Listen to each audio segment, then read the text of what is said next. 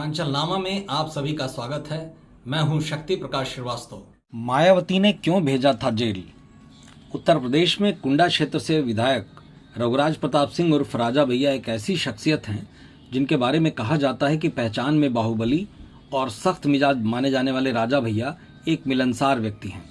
उनके व्यवहार में शिष्टता झलकती है, लेकिन प्रश्न ये उठता है कि अगर वो इतने सहज हैं, व्यवहार कुशल हैं, तो फिर उन्हें बीएसपी सुप्रीमो मायावती ने जेल क्यों भिजवाया था?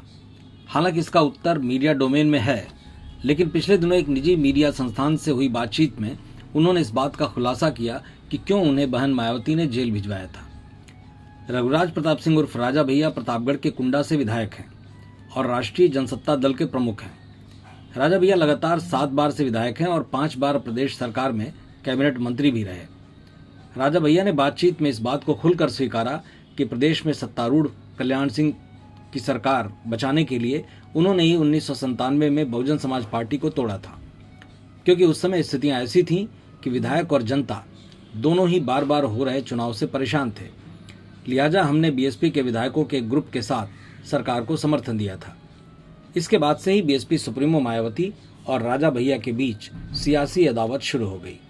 राजा भैया के मुताबिक 1989, 91, 93 और 96 में मध्यावधि चुनाव हुए। 1993 के बाद 1996 में भी किसी दल को बहुमत नहीं मिला, जिसके कारण 6 महीने तक किसी की सरकार नहीं बन पाई थी। 6 महीने बाद बीएसपी और बीजेपी के बीच एक सहमति बनी कि 6-6 महीने के लिए दोनों दलों के मुख्यमंत्री बनाए जाएं। पहले 6 महीने के टर्म के लिए मुख्यमंत्री मायावती को बनाया गया।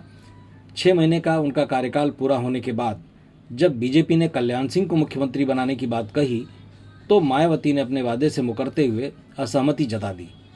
बाद में बीजेपी ने कल्याण सिंह को मुख्यमंत्री बनाए रखा।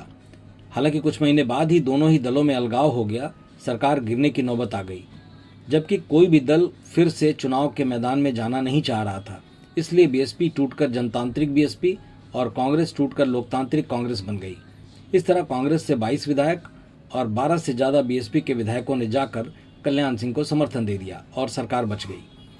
बीएसपी में हुई टूट फूट के पीछे राजा भैया का हाथ होना किसी से छुपा नहीं था।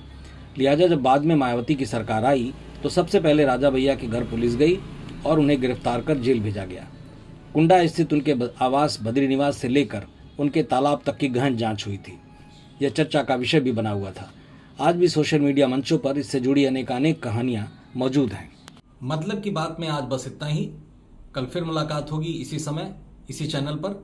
तब तक के लिए नमस्कार।